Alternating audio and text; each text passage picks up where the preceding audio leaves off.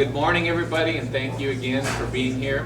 Father's going to give his last talk on spiritual warfare, so I just want to remind people, I think most everybody knows there's a restroom up here, and the men's is on this side, the women's is over here down the stairs to the left. And I want to thank once again, Father, for all you've done this weekend. We'll talk again after you're done, but thank you for being here. For everybody who doesn't know, this is Father Ripperger, so thank you, Father.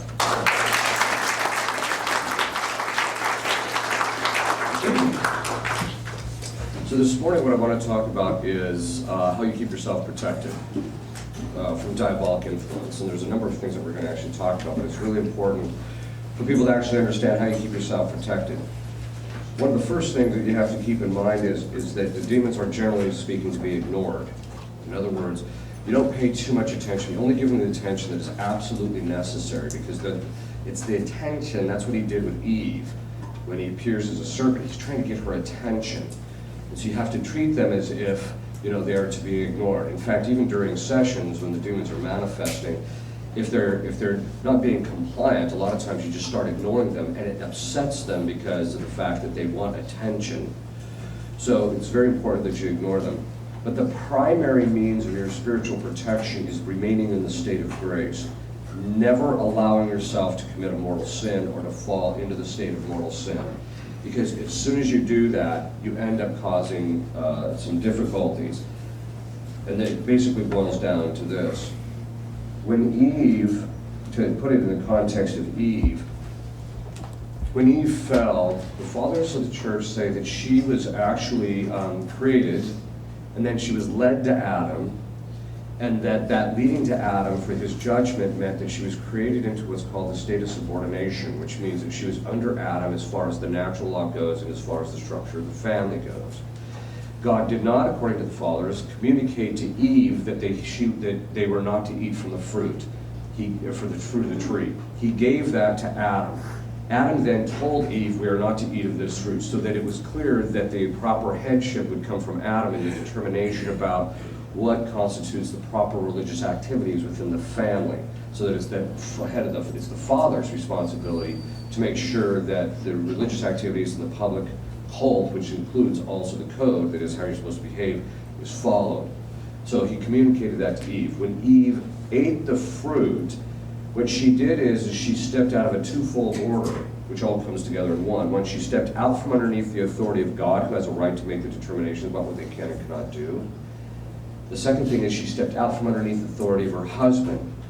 And in doing that, she ended up becoming subject to diabolic influence. By committing a mortal sin, as I mentioned yesterday, the effect of every mortal sin is possession. God just blocks it in most cases. So by doing that, she steps out from underneath the authority. Authority is a real thing. It is not just in the minds of people. It's a very distinct structure. When God created the angels, and then he established a very distinct kind of an authority. And what does authority do? It has the capacity or the right, it's a moral right, to protect and to provide, or that they say it has jurisdiction. So you have the proper end of authority is to protect and provide for those underneath them.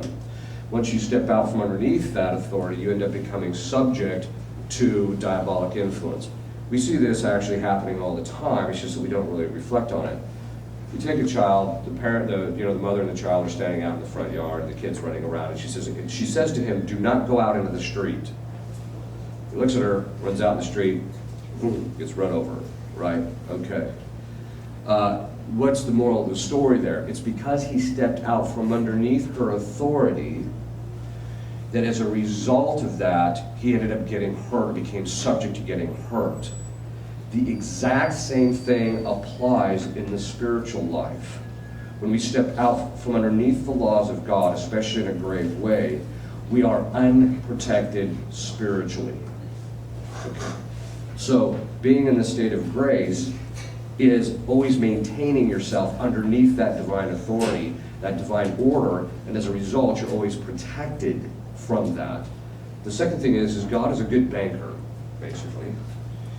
In other words, when he invests in something, he makes sure that he invests in stuff that's very conservative and that he's never going to lose his principle, right? I mean, that's his And so he takes extra means to make sure that he's not going to lose it. Okay. That being said, that's how we actually apply it to the spiritual life. When God gives us the state of grace, he protects it by providing all the actual graces that go along with that, and he keeps demons more at bay because of the fact that this person is trying to be willfully under that order, but also because he wants to protect his investment, so to speak. That is an important thing to keep in mind, that as long as you remain in the state of the grace, Christ is always going to protect you. You step out from underneath it, and you're the one stepping out from underneath it. It's not that he's abandoning you, it's just that you're stepping out from underneath his authority, so you become easily affected by that. Okay, so always remaining in the state of grace. The other thing is leading a normal Catholic life. And by normal Catholic life, I mean going to confession on a regular basis. If you're not committing mortal sin, at least once a month. If you're committing mortal sin, you need to be getting there regularly. It also going to Mass on all Sundays and holy days of obligation, but also more frequently if you can during the week. Because as you receive the Eucharist, it strengthens you spiritually. That's one of the things that St. Thomas Aquinas observes, is that the Eucharist sustains us, but it also strengthens us spiritually in relationship to even the spiritual warfare. So that's one of the key things to keep in mind. If you haven't received certain sacraments, like you're an adult and you haven't received confirmation, confirmation is huge because it makes you a soldier of Christ. That you're actually not just relationship to people, but also in relationship to demons. So it has a huge impact in relationship to diabolic influence. In fact, one case I actually had, the person had to, their confirmation, they had to receive confirmation. Once the person was confirmed, there was a drastic change in the strength of the demons during the possession. So this is something to just keep in mind, that the sacraments have a huge impact in that. The next is a regular life of prayer. As I mentioned yesterday, St. Augustine says that he who does not pray will not be saved. So the moral of the story is you have to pray to fulfill the requirements of justice in relationship to God. But as you pray more and more consistently, demons don't want to get involved with you, because the person who prays a lot is much more sensitive spiritually, and so they're much more likely to recognize their activity, which means they're more likely to take a beating, which they don't want to take. And they don't want to get humiliated in the process. And this still doesn't mean that God doesn't throw them in the ring with you from time to time, despite the fact that they don't want to be there. But the regular prayer is very important. Now, there's different kinds of prayer that are really key to fight off diabolic and getting any kind of diabolic obsession, but also to conquer any type of consistent temptation in a particular area. In fact, St. Thomas says it's impossible to root out imperfections without a consistent life of meditation. He says it's impossible. And so this is a very key thing, because the meditation in the lifting of your mind and heart to God, which is the definition of prayer, when you lift your mind and heart to God, you're thinking intellectually, or you're using your intellect and the will. Those are precisely, as we showed yesterday, those are the avenues of attack for the demons. So as you're praying regularly, the demons are going to back away from it. So diabolic obsession and temptation are heavily influenced or kept at bay, and you can be protected a great deal to it from a consistent life of meditation.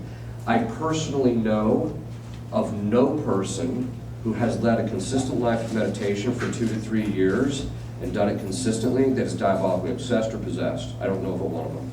Because one of two things is going to happen. As one demon once told me, he admitted that what blew him to the surface, because he was hiding, what blew him to the surface is, he just says, I couldn't take the woman's meditation anymore. She was meditating regularly, and all of a sudden, he couldn't take it, so off he comes to the surface. I call it stinging fish. You know, where you put the electrodes in the water, you run the electrodes, and the fish float to the surface because you stun them. And the bigger the fish, the more juice you have to give it, so it comes up. Well, demons are the same way with prayer. As you say the prayers, it stuns them, so to speak, it hurts them, and so they eventually come to the surface and they'll manifest themselves if they're possessing. If they're not possessing, they'll leave you alone, they'll get away from you because they don't want to deal with the pain of looking at what you're looking at, okay, in the meditation. There's also other kinds of prayers. One of them is binding prayers. No, a binding prayer is basically a prayer which you say in order to bind the demons from a certain kind of an activity. So it's very simple. It basically goes like this. First, you have to name the spirit, So you have to figure out what's his behavior. This is why I mentioned, praying to Our Lady of Sorrows to ask her to reveal the nature of the guy that you're dealing with is really important. So once you find that out, then you just say, Spirit of, and then you name him, so if it's anger, spirit of anger, or fear, or lust, or whatever the case is, Spirit of, I bind you in the name of Jesus. And then you can add several other things, like in the name of Jesus, by the power of his precious blood, by the intercession of the Blessed Virgin Mary, etc., or by a particular saint that you have a devotion to. I bind you in the name of, and I command you, this is the short version, I command you to go to the foot of the cross to receive your sentence. To receive your sentence, okay. And then you just make the sign of the cross. This is a very, I don't know why I can't do anything this way. So then you make the sign of the cross. Okay, this is a very powerful form of prayer. Back to the question of authority.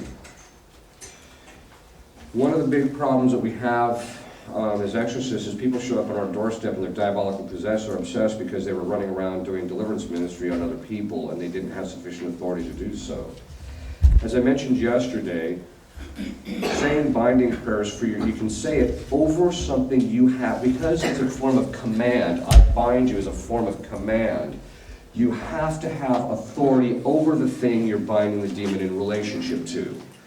So if it's your property, or if it's you, or if it's your children, because you have authority over your children, then you can do so. If you start binding demons in relationship to other people that you don't have authority over, you don't have, because you don't have that authority, you don't have the protection. God protects the person who exercises their authority in a rightly ordered way. He protects it because he was the one who established it. In fact, he established it for protection for other people, and so he'll also protect the person that's doing that protection as well, as long as he remains under God, of course. So other people, you don't do that. You have to change it. So the way you change it is, Jesus, I ask you, so it's a petition, or you ask Our Lady, I ask you to bind the spirit of, and command him to go to the foot of the cross, so that it's they are the ones who actually do it, not you. That will keep you actually protected. One group of people that we have noticed that seem to have some type of protection in using these kinds of prayers are siblings and children in relationship to their parents. And we think it has something to do with the fourth commandment, that their obligations of the fourth commandment give them the ability to say these prayers because they have to take care of them from, in their old age, or they have obligations to their siblings. And so it seems to have that people can say that and it doesn't seem to have an effect. One of the areas that I commonly will tell people to use this in is in conversion. If you're trying to convert somebody, there's a positive and a negative aspect to the conversion. The positive aspect is they have to receive the actual grace of conversion. If they don't receive it, they're not going to convert. It's that simple. But that's not enough. Because the demons can step in and by playing on our mental faculties, they can actually block people giving consent to the grace or going along with the grace. Even though they might be getting that grace and getting gnawed at, they're going to stop. They're just going to not follow the path of that grace. So I tell people, do binding prayers over the person who you want to convert. That is, especially like if it's your parents or something of that sort. And what I've found is that it's had a huge impact. I know one woman who prayed for her husband for over 20 years. Like almost 30, I think. And prayed for his conversion. He was a really good man. I mean, you couldn't help but like the guy. But he just would not convert. So I said, here, we'll start saying this binding prayers against any demon keeping the person from converting. Within the year, he converted. So this is, and you say it once a day or whatever the case is for another area. So you can do that for conversion, people who are not doing the right kinds of things, etc. Another area that this is really helpful is when you notice, for example, that your children are engaging in certain kinds of behavior that are inappropriate. One of the areas that I use this commonly is Yeah, I get it about 3 or 4 times a year. Someone will show up on my doorstep and say to me, my daughter is dating a guy who's bad news. And she just loves him to death, doesn't see the fact that he's a schluck. So what can we do to get, what do I do? So I said, we can pray for her to get the grace to see the guy's faults. But I said, the other thing is to start saying binding prayers over them for any demon that's keeping them together. Now I came to that conclusion because I once had a case of a woman who was possessed. She was of Jewish extraction, very interesting case. She's of Jewish extraction. The demon was a generational spirit that started with her grandmother. And the grandmother, we found out, was in the concentration camps in Nazi Germany, and that Eva Braun, who was the mistress of Hitler, had put a curse on the Jews in the concentration camps. And so as a result, they were subject to this curse. So after we found out about that, I went to her father and said, did your family have these particular problems which are associated with the curse? He said, every one of them. So the point being is so she had this particular case, but then what the demon would do is he would drive people around, the men around her who were not of good character, to have really strong amorous feelings for her. And so one time one guy just walks up to me and he says, who's that woman over there? And I said, oh, she's just a new parishioner. And he says, I just can't keep my mind off of her. Okay? This is a sign that demons can actually drive these kinds of things. They can give you amorous feelings for people that are actually bad for you. So I tell the parents, just say the binding prayers over it. Every parent, group of parents that's done that, the kids have broken up, except for one case, it took 3 months, have broken up within the month. And it's usually the bad person that leaves, which is an important thing to keep in mind. This is one of the ways to keep your kids protected from the wrong kinds of people. Okay. So saying binding prayers, so there are meditation, binding prayers, prayer to St. Michael. There's another group called Auxilium Christianorum, which was, if you go onto the internet, you can download their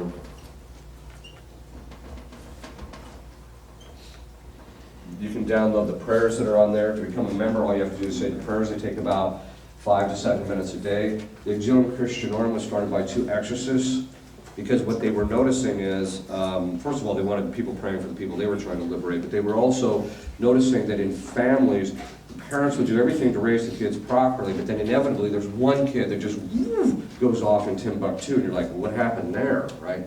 And so and a lot of times it was from a diabolic cause. Not always, sometimes the kid is just obnoxious. But they decided to start this group where everybody is praying for everybody else's family and their protection. So one of the principal ways that you can get yourself and your family protected is by saying these prayers. These are pretty huge. One couple that came to me one time, they thought their daughter was possessed. I said, well, here, start saying these prayers. The minute they started saying the prayers, the daughter screamed uncontrollably for 3 days. So there are we think there's somewhere between 40 and 50,000 people saying these prayers already. So the minute you start saying the prayers, you become a member, and you literally have 40 or 50,000 people praying for the protection of your family. So although we have seen gargantuan changes in people's lives through this group. Praying to Our Lady, having a specific devotion to Our Lady, asking her for her protection. Our Lady has perfect coercive power over demons. Perfect coercive power. When she shows up, the possession is over. It's literally that much. In about 30 or 40% of the cases that I've had, what will happen is the sign of liberation is that Our Lady will appear. And so what happens is, I don't see them, but the person who's possessed, you'll get to the point, there's a specific look that demons have when they're just about to leave. It's kind of like this panicky look, and there's this kind of a morphing that takes place in the person that you realize, okay, he's about to go. Or you can tell he's losing his control over the thing. He gets a little bit frenetic. So what happens is very often what will happen is the person, Our Lady will all of a sudden appear. The person sees it, I don't. The person appears. You can tell something's going on. Our Lady will appear. They'll literally see the abyss open up. The demon will feel it getting ripped out or coming out. They'll see it go down into the abyss. It closes and she leaves. She literally doesn't have to say a thing. That's how powerful she is. In fact, one time, this one demon, I started invoking Our Lady to come down, and he starts panicking. He's like, no, no, no, no, no, not her, not her. Right? So the moral of the story is having a strong devotion and praying to her is a good idea.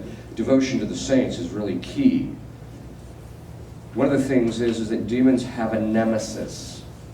Every demon that's allowed to possess in this life has a nemesis. And that nemesis is a saint. And if you can find out who it is, then it goes a long way. So for example, the noonday devil, we found out that his nemesis is Catherine of Alexandria. I asked him, why is she the nemesis? He said, because she conquered me in this life. So this is a very key thing to keep in mind. It's very interesting because a lot of times when people are possessed, one of the questions I'll always ask people who are possessed is, which saints do you have a devotion to? And they'll usually give a list of the saints, right? Inevitably, one of the saints in there is the nemesis to the possessor. God will give the person a grace to have a devotion to a particular saint, which is in fact the nemesis to the demon. You know, one time I got Beelzebub to admit that God goes around setting him up to get humiliated. God the Father literally goes around setting up these conditions where Beelzebub he keeps getting duped. He keeps looking stupid, which is one of the things that really aggravates him, is he keeps getting set up like he thinks he's going to get something out of something, and the next thing you know, he gets the rug cut out from underneath him. So God is always setting this up. It's the same thing kind of in relationship to the saints that we have a devotion to, that they can actually, they can actually provide a great deal of protection for our family.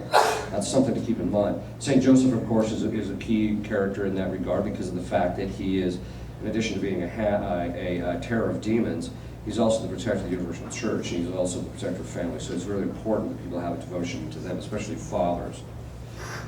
One of the principal ways, too, to keep the family protected and keep everybody protected is no committing any mortal sin in the house, period.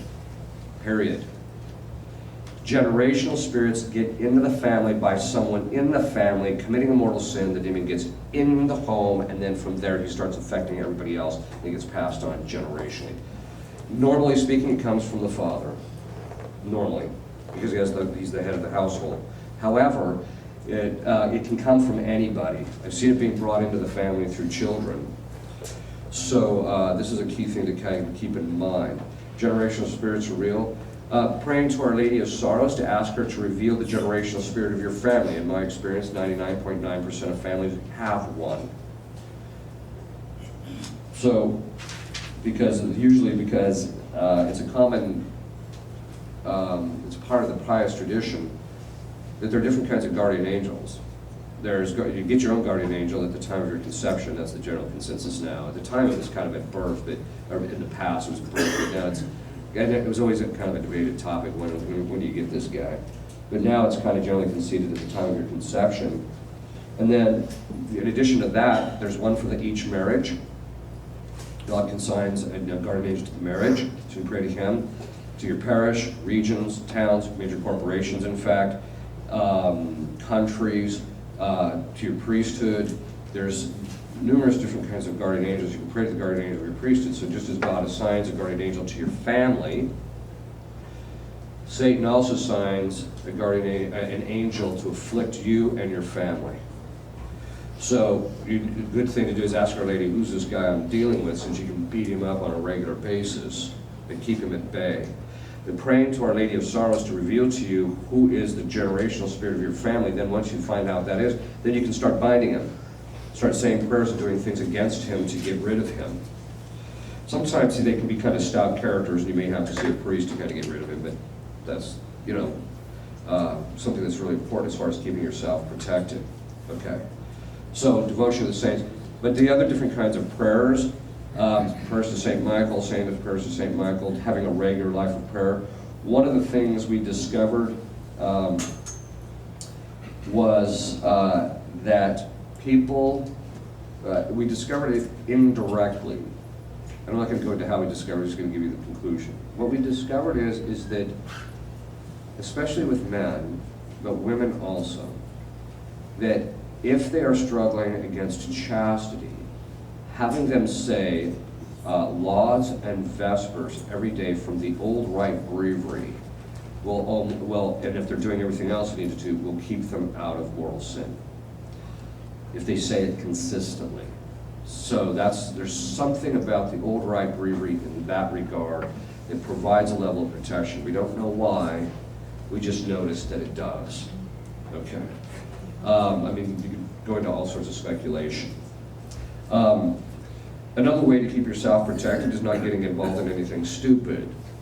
You know, like witchcraft and those kinds of things. Everybody was, you know, as soon as it came out, it was like, have you ever heard of the game Charlie Charlie? Yes, I've heard about the game Charlie Charlie.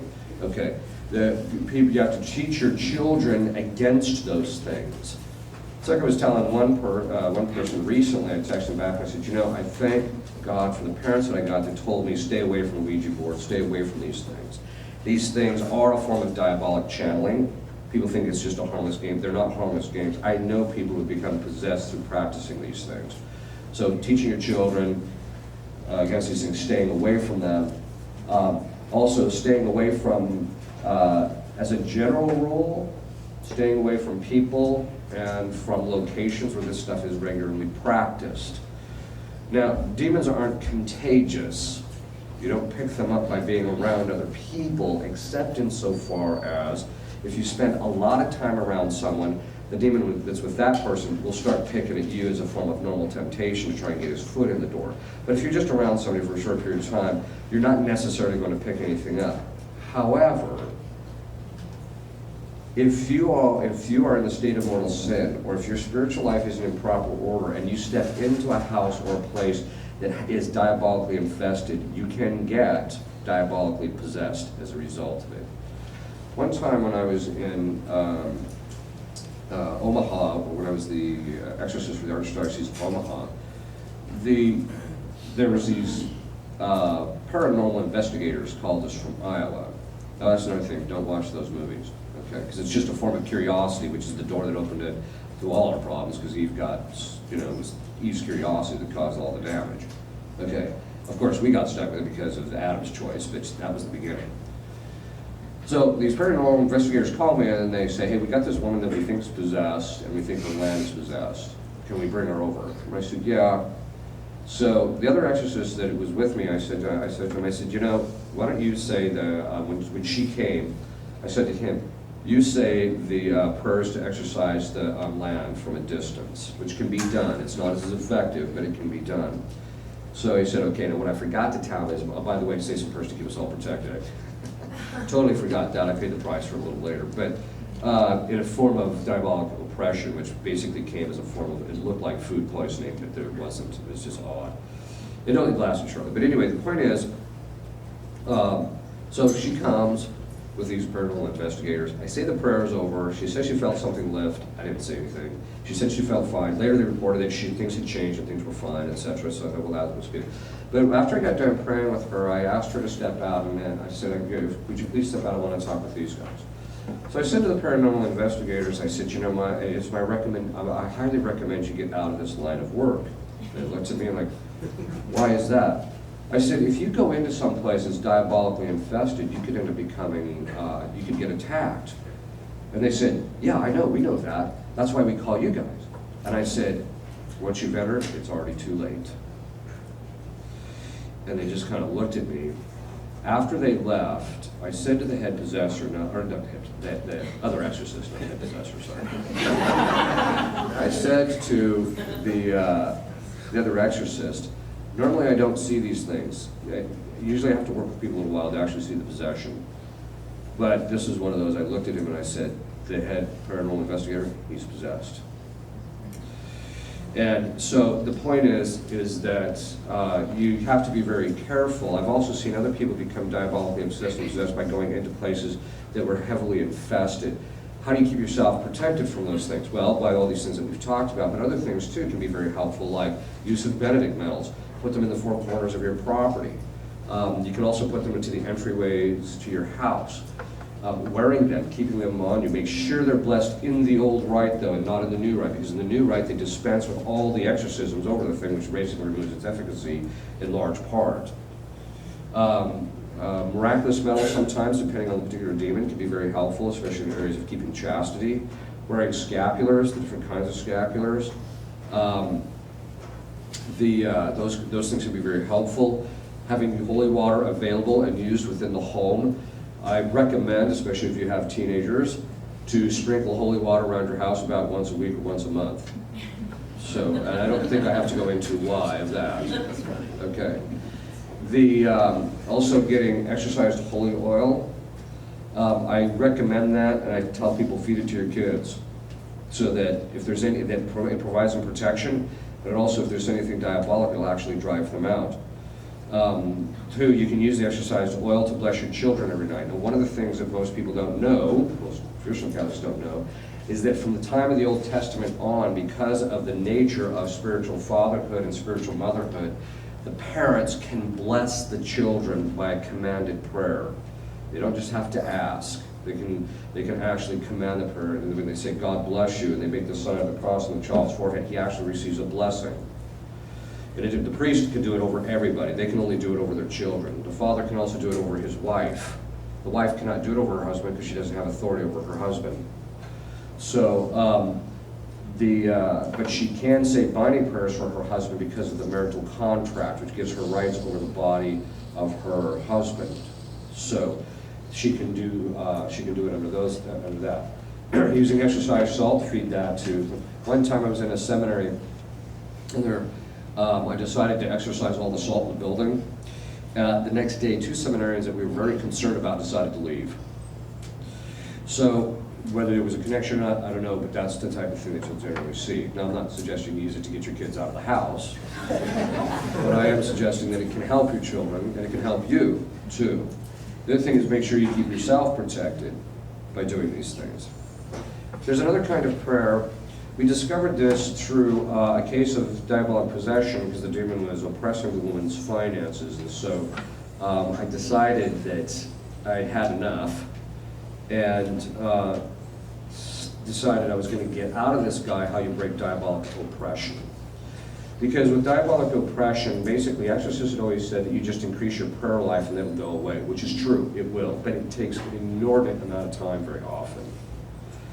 And unless the oppression is connected to a curse, in which a priest can actually just say the prayers and break the curse and then the oppression will lift, which I've seen happen, it just doesn't happen that commonly. Usually most diabolic oppression is the result of either the person committing some kind of sin or someone else engaging in things. We're seeing a drastic rise in oppression because of people being involved in witchcraft and things of that sort, so, and Satanism and their neighbors doing all that kind of stuff.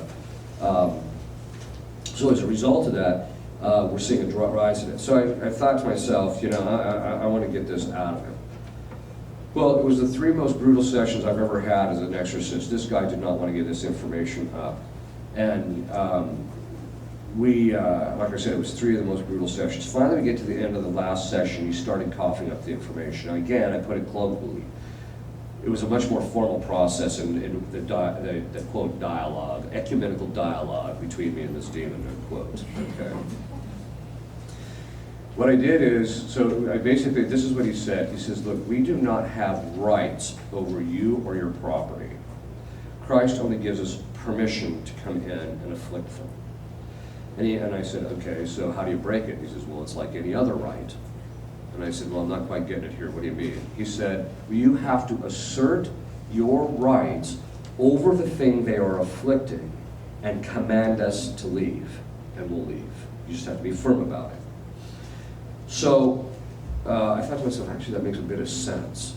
Because we do the same thing naturally as human beings. We have a natural inclination to do that, right? So if we're sitting on our porch and some guy comes up and starts stealing the gnomes that are in our lawn, right? What do? Our first thing is we establish our rights over there. Hey, that's my gnome, get off my property, right? So that's what we do. So you have to do the same thing with them. So we drafted a prayer, and so which has that contained in it, and she started saying it, and I started saying it for her as well, and all of a sudden, boom, he just stopped. But then he started this business of the stuff we would pray over, he would stop there, but then he would move to something else. Then we'd get that cleaned up and he'd move to something else. So I call it the waffle bowl gator. Trying to keep getting the mold that's popping up out of the hole. So at a certain point, I had enough of that. So one of the next sessions I had with her is, I managed to beat out of him. By this time, there was something that happened in him. When we got that information about how to break oppression, you can tell he was broken in the possession. Something had drastically changed. He just didn't have the power to resist anymore. So that was a huge battle. It must have been one of the reasons why he was holding on to it so much.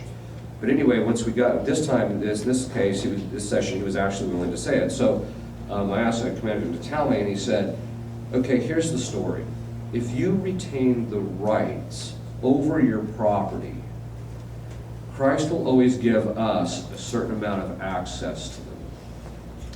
But if you consecrate them to Our Lady and give them entirely to her, doesn't mean you don't use them for the normal things, but you give them entirely over to her and detach yourself entirely from them and give them to her. He says, once she takes ownership of it, we cannot touch it. That's pretty big. So we drafted a prayer based upon the total consecration of St. Louis Marie de Montfort. We modified it to include the specific things that they were affecting. It has had a gargantuan effect on the people who have said it, who have suffered from diabolical oppression. In fact, there was a doctor once whose his finances were being oppressed at his work. And so he said the prayer, and it immediately stopped. Everything changed, and everything started functioning normally, which tells you something. Okay. So saying those prayers is one of the, and you know, I tell people sometimes, well, you know, if you're working in some area of the church, if you're working in the church or you're doing these other things, because demons like taking out people that do good work, or if you're trying to lead a good life, you know, one of the things is that very often it's the Catholic families that are trying to lead an Orthodox Catholic life. They're the ones that are attacked the most. I'll often tell them, you know, consecrate your exterior goods and, you know, do all these things to keep your kids protected, and maybe you won't be attacked as badly. But that is something that's quite important, is to, maybe you should consecrate your stuff to Our Lady so that it doesn't end up getting affected. So there's some of the things that you can do in relationship to it. Padre Pio said that the weapon in spiritual warfare is the rosary. Saying a daily rosary every single day. I personally don't know of anybody who says the rosary consistently every day and has done it for years that gets extraordinarily diabolically attacked. Now, it doesn't mean that somebody who has it pre-existing won't end up suffering from the diabolic attacks after they're saying the rosaries, but this is one of the things that will help to drive him out very steadily and very readily. So these are just a few of the things, the various sacramentals of the church, as I mentioned, devotion to the specific saints, saying the prayers to keep yourself protected. Because the father and the mother, but because the father has the authority over the family, then I tell the fathers that one of the primary failings that I have seen among even the best of Catholic fathers is the failure to pray for the protection of your children. Because you are the authority, your authority is not just about, to provide and protect isn't just a material thing. It's not just there to get the money, bring home the bacon, and it's not just to keep, you know, intruders out of the house with your big shotgun. But anyway, the point is that it's not just to protect your family spiritually or physically, it's to protect them spiritually and to provide for them spiritually, to provide the grace, but also to protect them. And this is something that's very important, because very often you'll just ask, when they start having problems, have you been praying for your kids' protection? No. Well, there's part of the problem. So, following the right order, children can avoid becoming diabolically influenced by being obedient to their parents, by respecting their authority. Same with wives in relationship to their husbands. There's a whole different thing. So the point is burning a candle in your house that's been blessed by the override of exorcism can drive demons of the air out of your house. Demons of the air are real. They're mentioned in Scripture. When I mentioned that, everyone said, I've never heard of that. Well, you ain't been reading the Scripture, have you? Because if you did, you would see that it's actually in Scripture. So they actually make reference. I'll give you an example of how we know that there's demons of the air. I just did it this last month. one of my spiritual directees texts me because we had 2 tornadoes touch down on both sides of where our main house is. One was to the south of us, which was heading our direction, the other one was just to the north of us. And she says, you better take cover. So I text her back and I said, nah. I said, I'm just gonna go back to because the priests have individual residences on the property. So I went back to my individual residence because we're semi-contemplative or semi-aeronautical. So I went back, I said, I'm just gonna go back to my residence and I'm just gonna say the prayer against storms and tempests. There's a ritual that priests can say to actually exorcise the air. So I started the prayer, I started the exorcism. 15 minutes later, I stopped. I get on the news to check what's going on, and all the people in the news were standing like, we don't know what happened. The tornadoes just disappeared. We don't know what's happened. Literally, that's how it works. I cannot tell you how many times other priests in my society have done the same thing, and the exact same thing has happened. Numerous priests have used this thing. Bishop Kuchera, who was the first bishop of the Diocese of Lincoln, Nebraska, when he found out they had tornadoes, he said that ritual over the city of Lincoln. They have never had a tornado in the city of Lincoln since that happened, since he did that. So they're real. So this is something that priests can do to actually protect their territory, of their parish, etc. So having the candle burn, it will drive the demons of the air out of the actual home. And also you can use it just as a devotional thing in relationship to our Lord or Our Lady, etc. Having statuary. Enthroning your home to the Sacred and the Immaculate Heart is huge. So if you can, make sure you have that done. Have your house blessed on the Feast of the Epiphany, or shortly thereafter during Epiphany tide, is also quite important each year. These kinds of things can provide a lot of protection. Sometimes if you're walking into some place you're a little worried about, just turn to Our Lady and say, Michael, say, please protect me. So.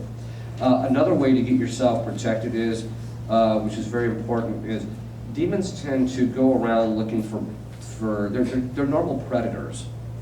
They go around looking for the one that's limping around a bit. And by that I mean spiritually. So if there's somebody who's been wounded or traumatized, or if you're suffering from any kind of woundedness, asking Christ to heal you through His wounds. In the book of Isaiah it says, through His stripes we will be healed.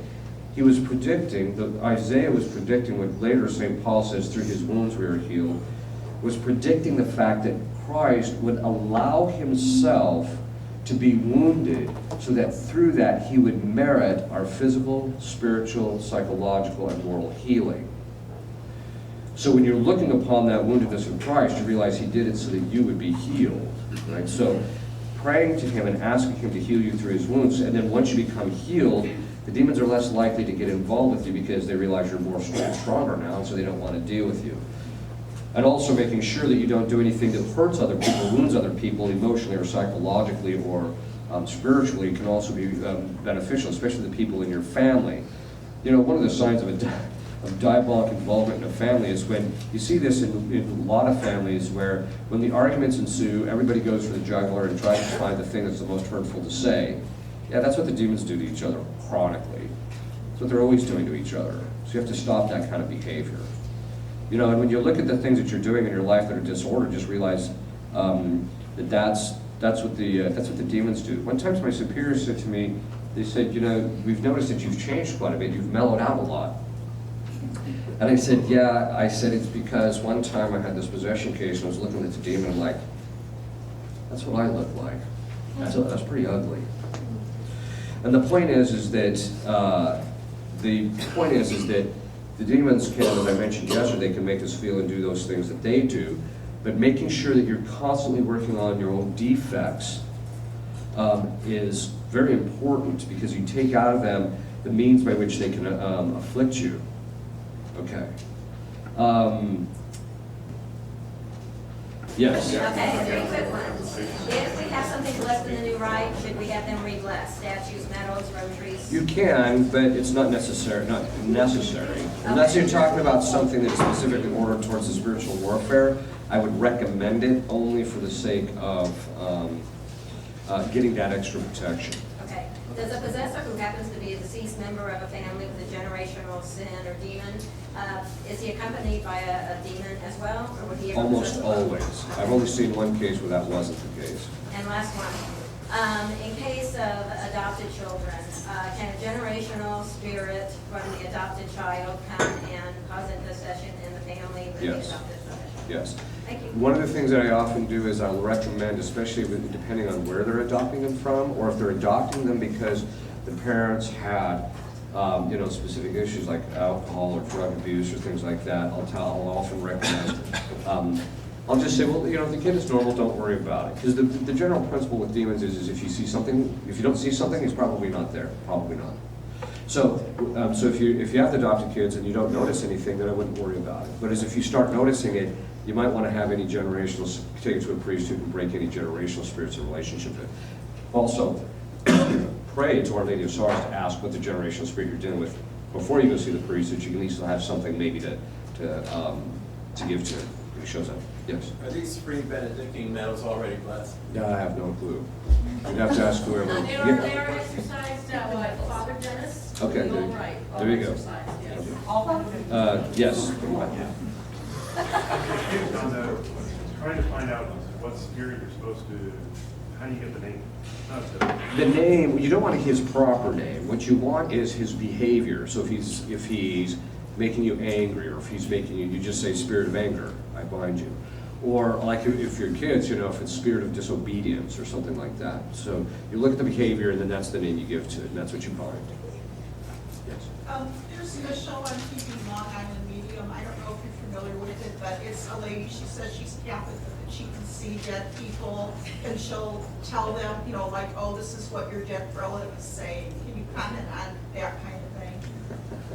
Yeah, being a medium is another form of diabolic channeling, and it's an avenue. That's what seances are. Basically what you're doing is you're opening yourself up to the spirits talking through you or communicating with you. And there's a lot of misunderstanding.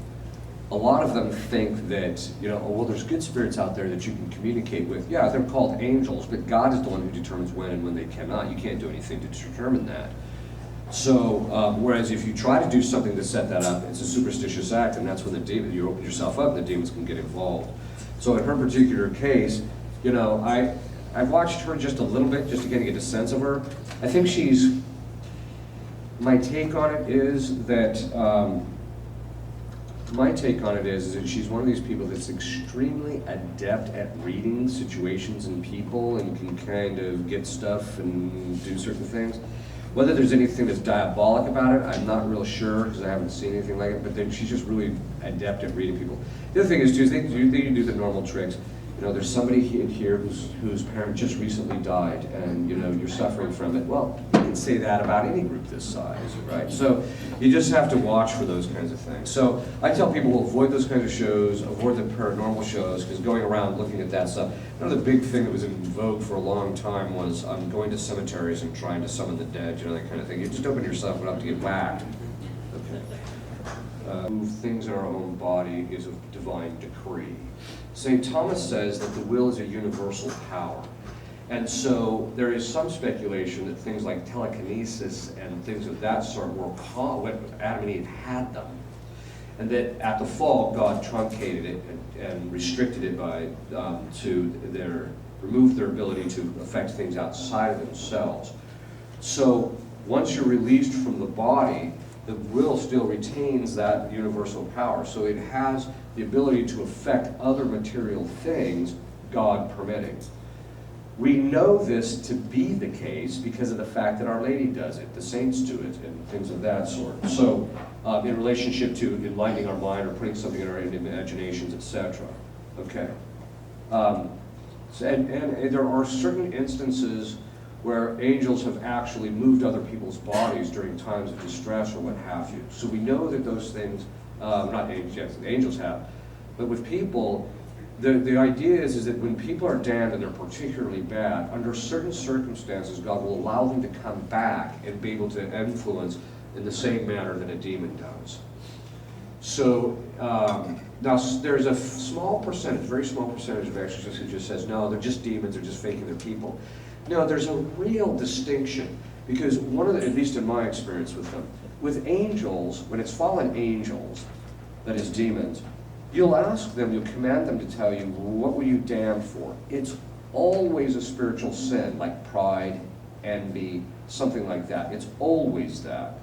Whereas when it's a human being, it's almost always something tangible. So one guy that I knew, he that was possessed of this one woman, he was damned for having hung a man.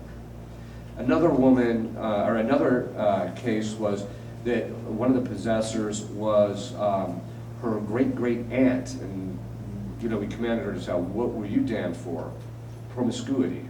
So, and it was funny because every time that she would manifest, all of a sudden the woman's facial features would get really soft and she'd start twirling her hair, and you're just like, a little frivolous here. But the point is that they have to be something that it has to be particularly bad.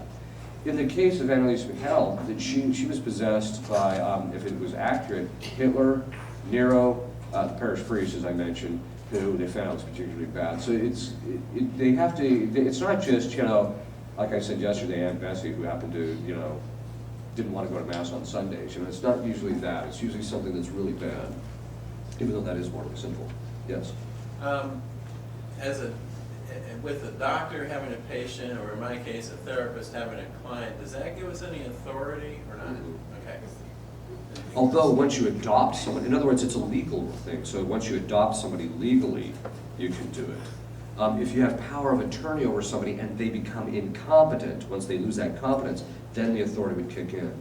So it has to do, yeah. So in that particular case, no. But you can do it in the other way, where you just say, in fact, I'll recommend this often to people who have therapists who come to me and says, I think my client has diabolic problems. So I'll just say, well, one of the ways you could find out is just say the binding prayer, but don't say it as a command. Just say it, Jesus asks you to bind the spirit of action. You can say it mentally. You don't have to say it out loud. You can just say it mentally and see if you notice a change. Yes? Is there anything for us to know which saint is a specific nemesis to a certain demon? Not without asking him. Or unless you're an exorcist and you happen to know it because of caseload. So, yes. Once your children are grown and married, do you still have authority over them? You do. Yes. How that plays itself out is very different. The answer is yes. Yes. Yes. Yep. I wanted to ask, because I'm a little bit confused. The father has the command over the family. That's correct. He's the one that can use commanding prayers, or just only a priest? No, he can use them over his family. The mother can use them over the children. The wife, because she has rights over his body by virtue of the marital contract, she can say it over him too. Does that make sense? Over her husband. Over her husband. And one more thing. I just received an email, and I can't remember who it's from, a Catholic organization that says there's a new series coming out on TV called Lucifer. Oh yeah, And the yeah. devil is going to be portrayed as a nice guy who's got word of heaven and Oh yeah. Oh, he's always trying to get the people that are under his influence to make everybody else think he's a great guy. Yes. About that authority of the binding, so say you have a legal divorce, but you're still married to the spouse in the church, do you have authority? The authority comes from the sacrament, not from the civil effects. Yes. Okay, this is kind of a broader question, but when you look at the Illuminati or the enlightened ones, that would be basically human agents of the devil on the earth. Right. They're pushing the New World Order, Yes. currency, food, industrial complex, corporate profiteering, population control, other things. Yes. One of the things that they say is they have control over Washington, with the Washington oblique there for the oblique in Europe and the oblique in Rome, of having control over religion, money, and war. The Novus Order, New World Order. There's other people I say that they have infiltrated the Catholic Church in a major way. Could that be true? And if so, what do we do for spiritual work? Yeah, I mean, the documentation I think is pretty clear that they did. In fact, The infiltration of the Catholic Church has already testified publicly before Congress. Why Bella Dodd said that the Freemasons, the communists were very closely together, but she said we flooded the Catholic seminaries. We got over 1,000 communists into the Catholic seminaries in this country alone. So, is there influence? Yes, there actually is. The place of the greatest spiritual power is also, or the greatest spiritual influence is also, for the good, is also the place of the greatest diabolic attack. So it just makes sense that they would be attacking. So the point being is it there? Yes. These things are all predicted anyway. All these things, the New World Order was in effect predicted by the saints who've talked about how governmental structures and financial systems would come under this control of a single agency, but that was necessary in order for the Antichrist. So that's just all that means. I mean, so is it there, the spiritual warfare? Yeah, it's there. You just have to pray, keep yourself protected from your family so that any of the effects of it don't occur. Right? That's about all that you can really do, because these things are, you can pray against them and you can do certain things, but they are largely out of our hands. The one thing I keep telling people is, it's really funny. I was a mechanic for about 25 years off and on for my father, because I would go home and I would work with him ever since I was a teenager. Even after I was a priest, he would get busy, so I'd come down and help him out when I was home on vacation. And so I'm one of these guys that just likes working with my hands. So I went and I bought an acetylene torch set.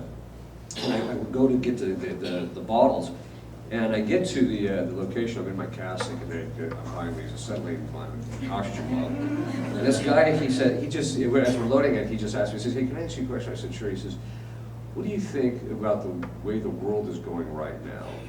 And I told him, "It's in free fall." And he says, "Yeah, that's what I've noticed.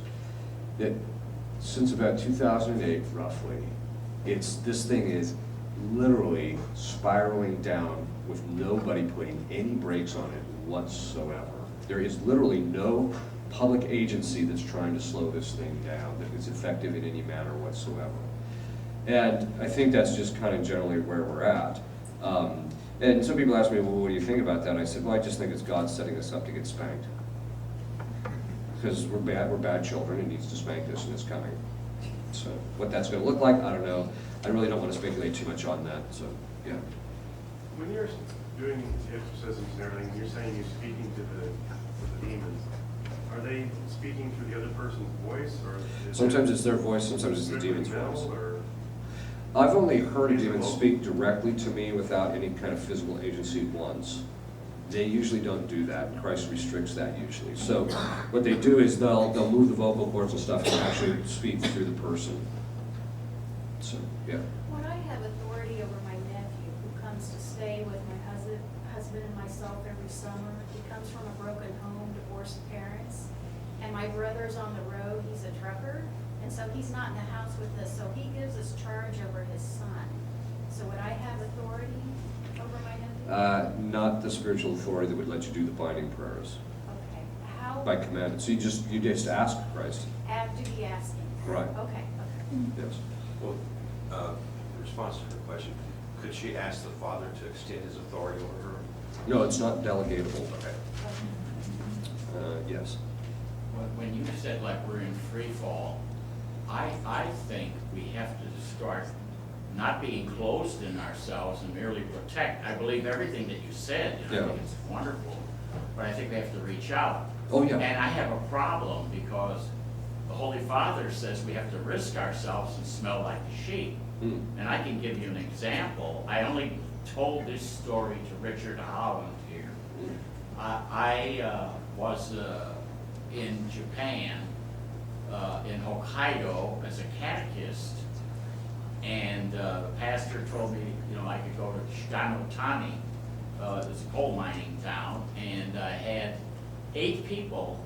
We'd sit in a room on the floor, which, was the bedroom and everything else. One room serves everything. My problem was I taught the catechism, and it was in Japanese, and then used the scriptures. They had the scriptures there, and so I could relate them to Christ. However, when I looked on the wall, there was a 5-foot wide poster on there. There was a suntory. The woman was totally naked with a Suntory whiskey bottle right at the proper place, you see. Obviously, it looked like a phallic symbol. Right. But she'd be looking at me all the time as I'm teaching, okay? Now, I cannot stop that because in Japan, you can't tell people how to decorate their house. It's rudeness. So my thing was to just keep teaching. How much is teaching. basic taste? No, sorry, okay. Because it's the devil looking, you know, Right. as it were. Okay? And right near the time when we were finishing and they were getting ready for baptism, I went in, and lo and behold, there was 2 oval pictures there, the Sacred Heart of Jesus and the Sacred Heart of Mary. I didn't say anything. Right. After the class was over, he said, you know, what we had on the wall after your teaching here didn't speak to us anymore. That was a Suntory. After that, I went to OU Body to start out. Well, the teacher would invite me into the home at night. And of course, they had these liter bottles of beer. And in Japan, you cannot pour your own beer. He has to pour it for you, and I have to take care of him. And so after I get loaded with beer, I said, man, I can't, you know, nomimasen, I told him, you know, I couldn't drink it anymore. Well, he thought I wanted whiskey, so I'll come to Suntory. The wife was the Suntory lady now, clothed, however, and I had this whiskey. Well, by the time I left the house, I said I had things to do the next day. I was radiating. I had to walk in the snow. Now, the snow was 2 meters deep, and we boarded up the windows on the first floor. And so I was radiating, I remember telling a priest, I said, you know, this boozing for Christ is kind of hard. What I'm bringing out is what the Holy Father is saying. You kind of risk yourself a little bit. And that side can wear you out, you know what I'm saying? And I never was told anything about the devil, I believed in the devil and the angels and prayed. Right. Yeah, I mean, it's true that you have to, yeah, okay. There's a distinction between, you don't risk your family. But it's true that it's based upon our own particular circumstances, that we might be in a circumstance where we do have to go out of ourselves in order to help somebody. We just have to make sure that we're not putting ourselves at spiritual risk of committing any kind of grave sin or anything. But yeah, no, I mean, I agree, you do have to help people, but right now, my basic point is that you have to, in fact, I think what you said brings up a very important point. Right now, I think it's gotten so bad that trying to get the overall, like the governmental structure and all these things straightened out, you're not going to get those things straightened out. It's got to be on a person-by-person basis. That's where you've got to deal with people. And when you see people are open, then that's when you make the entrance. Yes? You mentioned something about the Freemasons just a little bit ago. We have a family member a couple generations back who was involved, and on a very low level, not high levels, so I doubt he knew anything about high level. So I just wondered about our family's vulnerability. All they have to do is enter the lowest level, and your family can become subject to the Freemasonic curse. That doesn't necessarily mean that you have it, but you want to say the prayers to break the Freemasonic curse. There's a specific prayer. There's a set of prayers, yes. Is that on your website? No, but you can email me through the website and ask for them. Yes? Yes, do we have authority to bind under a godchild? No. That's a common opinion that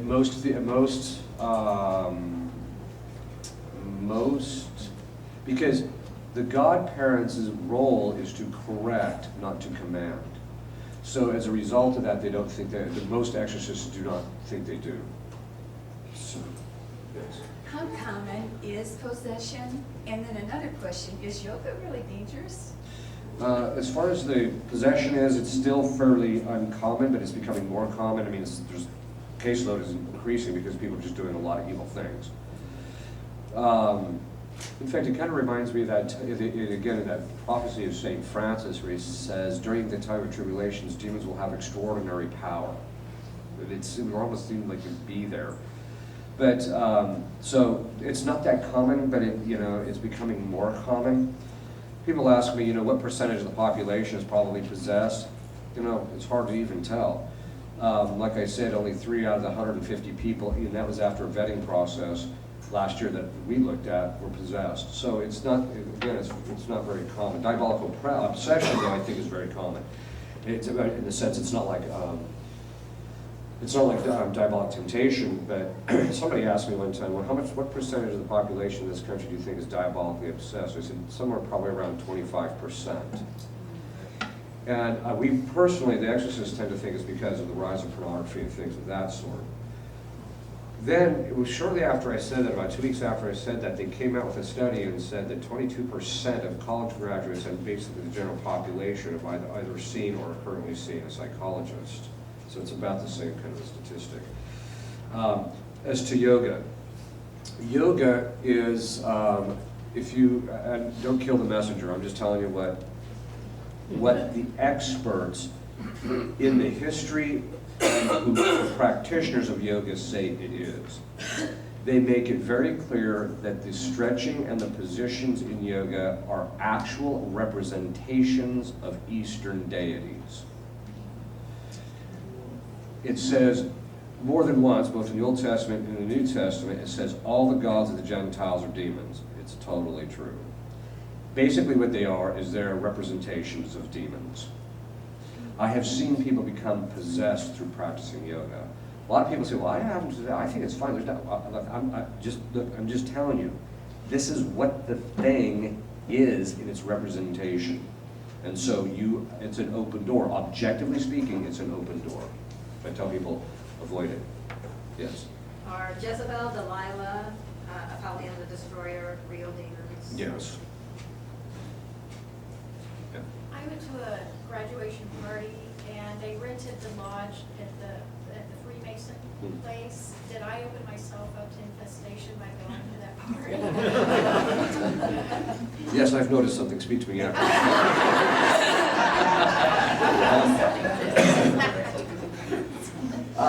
You can, yes, but like I say, if you didn't notice anything after you left, then there's probably nothing there. I wouldn't worry about it. All right. So, yes. Could you spell that website? Yeah, it's www, of course, AUXILIUM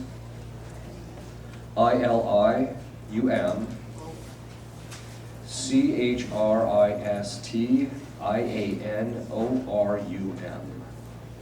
It's the invocation of Our Lady of Help of Christians. Yes? Father, could you please tell us what prayers we can say? Say we get invited to somebody's house that we don't know, and we find out that they have got questionable looks, they've got iconography that we don't recognize. It looks like it might be from like the Sumerian period or some old god. And we've obviously found ourselves in a situation where these people who worship differently that is of Satan. After we leave the premises, what prayers specifically should we say to protect ourselves from exposing ourselves to something like that? Well, there's two things. I think one is just ask your guardian angel to guide you so you don't end up going into houses like that. The second one is while you're there, just if you see something, just say, Michael sees, protect me, and ask Our Lady to protect you. And usually it will work. So, okay. Yes? When we say our prayers, say to the saints or to the angels or even this, when we say it to ourselves quietly, can they hear, understand? Yes. The way it works is this. Our thoughts are shrouded from all other intelligent creatures except God. And then God can reveal it to specific people, except God structured into the very nature of angelic communication and also human communication, but it's currently restricted at the moment under certain circumstances, that if you, by your will, direct your thoughts to another intelligent creature or to God, that person hears it. So we can pray for our loved ones in heaven. Yes, you can pray to them and they'll hear you. Even in our quietness and our angels. Yes, it can be done just purely mentally. We can make this command even within ourselves without saying it out loud. That's correct. So, in the next life, God will lift the veil and you will see even what's in people's minds. So, yes. So are there any prayers that to be effective need to be spoken out loud, or can they all be prayed mentally, like the auxiliary Christian arm prayers and stuff? It just depends on the nature of the thing that you're dealing with. Usually, my experience is if it's said it loud, it usually has a bit more efficacy. But sometimes it just depends on the particular demon. You just do it mentally and he's hearing you, so you wait. So, yes. There's a scapular called the Scapular protection. I don't know what the official name is. I think it came from a venerated possible saint from the late 1800s. Are you familiar with the big purple one? I am. I can't I'm a find. big promoter of it, actually. They're so hard to find online. I'm wondering if it's one of those things that haven't been approved by the church. And I've just been discovering this lately because it's been really effective telling people to get them and they have problems with purity. It almost like stops the temptations. It's Yeah, okay. There's a website called sacramentals.org. You just go on there and they actually have them. They always keep them. They've been a big promoter of Mary Julie Jahani, which if you ever get a chance to read her visions, they're quite astounding, actually. they're like $13. They're $13. I thought they're kind of pricey, probably because they can't find them too many places. What are they? I think it's because they're, I think it's because they're extremely hard to come by. They have to be made from scratch, basically. They're not mass produced. What are they called? They're called the purple scapular. And basically, basically what the purple scapular is that Mary Julie Jahani asked Christ for a scapular, and he gave her the purple scapular, which is supposed to protect you and your family from the effects of the chastisement. So, so it's one of the things I recommend to put in your house. You don't have to wear it; you just put it in your house. So, Yeah. so you don't, I wear the brown one, so you don't wear both of them? No, you just put it in your house. Yes. Well, I have a wonderful grandson who's in med school, which is really difficult. When I know he's having a really hard exam, I ask my guardian angel to be with him. Yeah, that's good. Is that okay? Oh yeah, all the time. Do it all the time. Okay, we better cut it off there. If you'll kneel, I'll give you a blessing. Benedictio Dei omnipotentis, Patris et Filii et Spiritus Sanctus, super vos et semper. Amen.